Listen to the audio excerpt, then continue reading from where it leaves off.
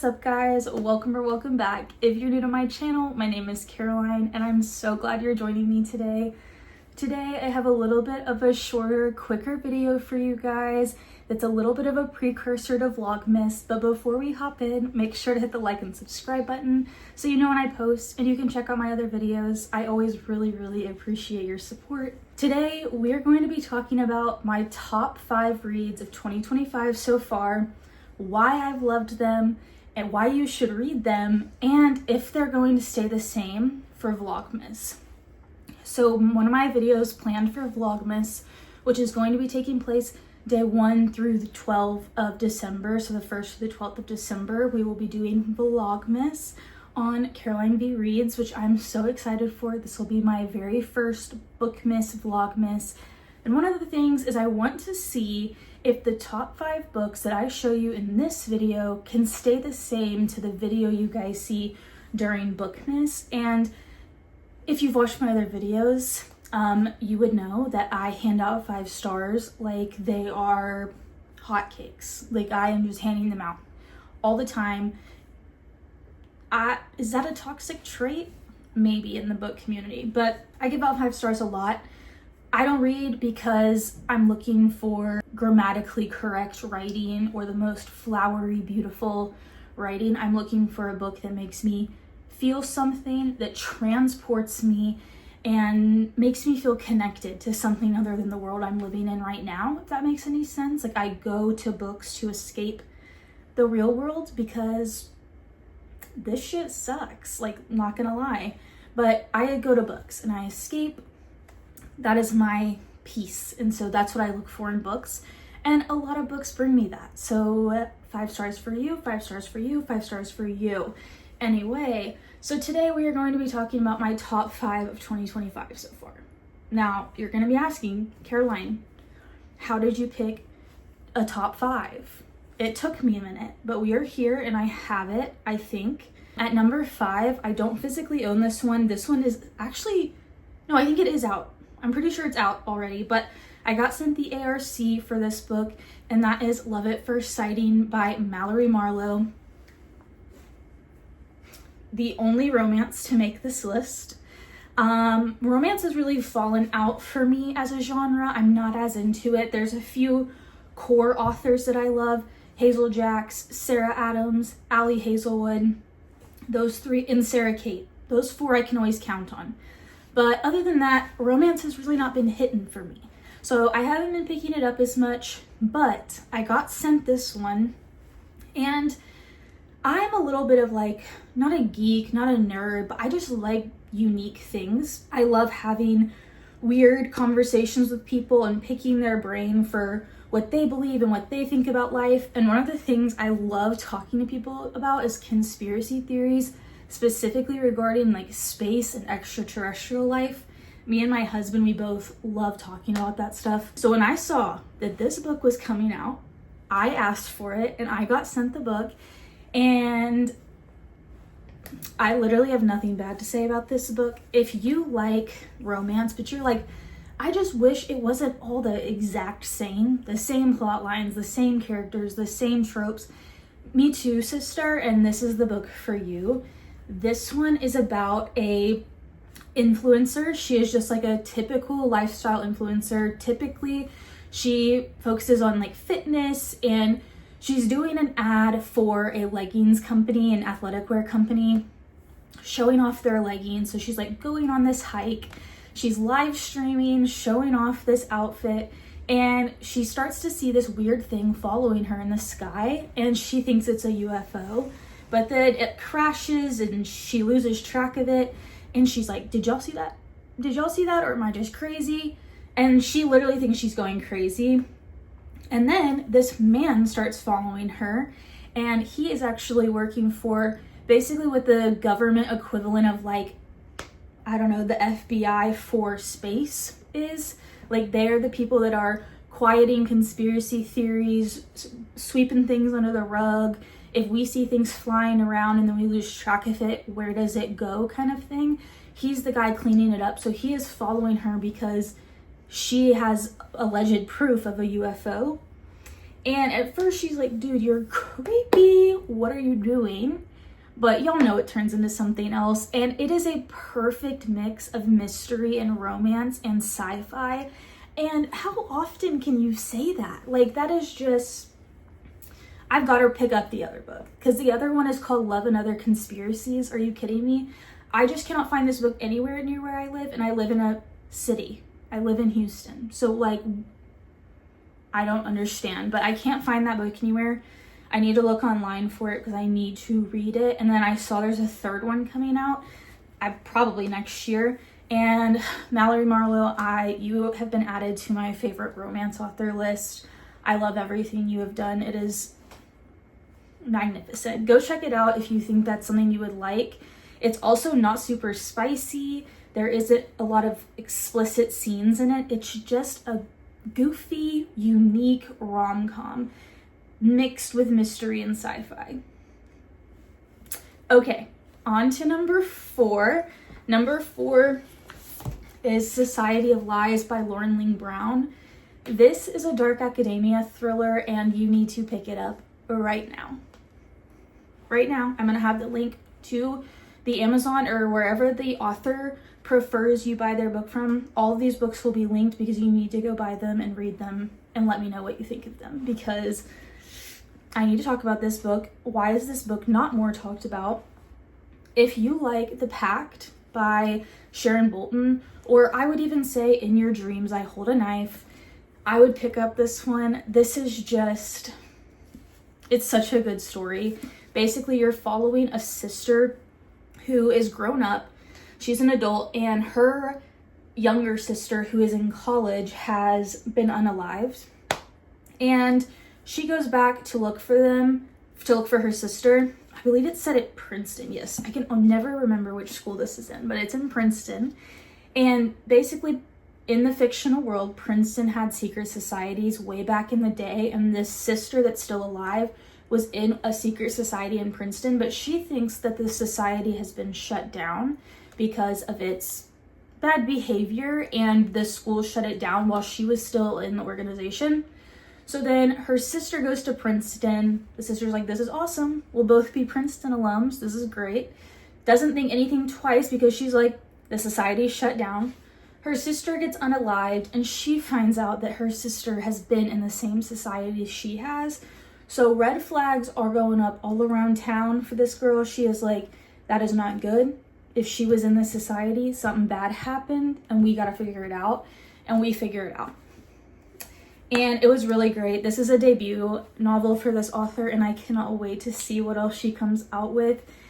Talk about atmospheric writing with like deep relationships, and just the thought behind this book and the research that went into it, to me alone deserves the 5-star. Like, I loved everything about it. I was on the edge of my seat. I felt like I was in a creepy, like, alley with, like, cobwebs half the time. That was so specific. But you know what I'm saying? Like, that weird, like, crazy level of atmosphere. Lauren Ling Brown did it, in my opinion. So if you love super duper atmospheric writing where you are there with the person and you are the narrator, you're like walking alongside them, definitely check out Society of Lies by Lauren Ling Brown. Coming in at number 3, Gray After Dark by Noelle W. Illy. I just listened to an audiobook of hers, and I heard her name pronounced, and I was like, I haven't been saying it right. But this book, so I saw a lot of hype about this book on TikTok last year. And so I was like, you know what? I'm not going to read that one first. So I picked up Run on Red first. I then picked up As for Andrea, or actually in between that, I got sent Such Quiet Girls, the ARC for that one. So I read everything except for this one, and I had high hopes. I had really high hopes, but I was like, it's going to let me down. Everyone loves it. It's going to let me down. That's typically how it goes. I don't tend to agree with the masses on books. They were right. They were right. This thriller book made me cry at the end. I do not cry in my personal life, it's very rare for me to cry. Books and movies especially, I just don't generally feel the need to cry. Like, I feel a connection, but I don't know. The only few books that have been able to make me cry are Hazel Jack's Fire Island series, Before We Were Strangers. There's been a couple more, but this book was devastating. It was riveting. I couldn't breathe at parts of it. I was literally like, yeah. So if you're thinking about picking up this book, pick it up. It is basically a missing person novel, but half of it, you are in the eye or in the seat of the missing person. So you are going through captivity with her, and these people that she's held captive by, they are some of the worst abductors I've ever read in a book. Other than The Last Thing to Burn by Will Dean, the abductors in this book are seriously messed up, and they deserved everything that was coming for them. But you're following her as she gets abducted, and then people that are looking for her, and then the other girl that is in captivity with her. And I've never been so convinced 5 times by an ending, and then it changed on me, and I'm convinced every freaking time it changes. I'm sweating. I'm thinking about it, and I'm still like, my breath is taken away. So just go freaking pick up the book. I don't want to say too much about this one because I really think you got to go in blind and just like let it happen to you, like I did, because it's the same level of oh my god as Saving Noah by Lucinda Berry. That's how you know. Just trust me on this one. Go pick it up and message me whenever you're done, because please, I gotta talk about what happened in this book. We gotta talk. Okay, we gotta move on. Number 2, okay, before I keep going, if you've been watching my videos for a little bit, put down in the comments what you think my top 2 books are gonna be. I'll wait. Okay, number 2, this was really hard. I was really torn on 1 and 2, like everyone typically is. But at number 2 is The Butcher and the Wren by Elena Urquhart. This book, well, so it's a duology. The duology was immaculate. I actually like this one better than the second one. I think that that's an unpopular opinion, but I think it was just because I already knew the characters going into the second book and the backstory, and this one, I really, like, everything was a surprise. And what I loved so much about this one is it is written by a co-host. She's the co-host of Morbid, which is a big true crime podcast. You can find it on all the major like podcast platforms. But she does that in her real life, like her real life job. And you can tell in this book, you can tell that every podcast she did, she was like, she took every murder in real life, every unaliving in real life that she heard and took it to an extreme and then wrote it in a fiction book. And it was so good. It was so good. I have never enjoyed a serial killer's perspective as much as I did in this book. Like, Jeremy is the name of the serial unaliver in this book, and it's on the back. And basically, Wren, she is the lead investigator who is trying to figure out what is going on because he is not getting caught, and he is just unaliving people left and right. Well, we come to find out that she has a connection to him from her past, so it's like more personal for her. And you get to know all of these side characters, like her husband and her co-detective and like the policemen that work with her. And it was just, talk about another atmospheric book. Like, if y'all can look at my pile of books, get one thing right, I love atmospheric books. That is my vibe. If a thriller transports me to another world where I feel like I'm being chased through the woods with the character, and in this case, through a swamp in Louisiana, you've got me. last but not least, I can't believe it, we're to number 1. Drum roll, please. My favorite book of 2025 so far, and I don't know how one is going to come above this one. It would have to be life-changing. And that is Black Widows by Kate Quinn. Okay. It won't be for everybody. This is a cult thriller. That's exactly what it means. It's a thriller about cults. So it's a cult thriller. We are following 3 wives who are in a polyamorous relationship with their husband, and they are Latter-day Saints. And okay, amazing audiobook. First of all, amazing audiobook. You get all different perspectives from this book. It's written in the perspective of all 3 wives. So the first one, Rachel, she is like the main wife, the first wife. Tina is the second wife, and she is like the unique wife, the secular wife, I guess is what they would call it. She's from Vegas. He met her on like kind of a scandalous trip. And then the third wife is Emily, I believe. Yeah, Emily, and she's like 19, I believe, at this time in the book. And she is kind of just figuring out how to be a wife in polyamory. And Kate Quinn nailed this one. This was my first one by this author, and it's a thick book. It's like 450 pages, and it's worth every page. And I could have honestly read it if it was 650 pages. I would read a novella to this book. I want to keep like what's happening in their lives. I adored this book. Cult thrillers are my favorite genre, whatever you want to call it. It's my favorite. I love reading nonfiction about cults, the psychology behind cults, and I find that when people write fiction books about cults, they can just take it to extremes that would be so unacceptable in real life, but you're like, wait, I could actually see somebody doing that because this world is a crazy place right now. And then it gets like actually kind of scary. And that's what this one is like. It is just bone chilling and so mysterious. This one isn't atmospheric, I would say, as atmospheric as the other ones in the stack. But nonetheless, I think that just having all 3 personalities of the wives play such a deep part in the story. And then the twist literally came out of a field in a different state. Like, she wasn't even on the radar. She was like in a different continent.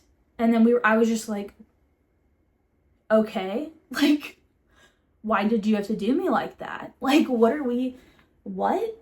So that's how I felt in this book. And then I was like, wait, I'm upset that it's over and it's 450 pages. That is unlike me. So that's how I know. I gave this one a 6-star a while back, and it has just really stuck with me. I think I've talked about in another video how when I think about characters like they are real people, that is what I love just as much as like an atmosphere. I felt that way about the Fire Island series by Hazel Jacks. I said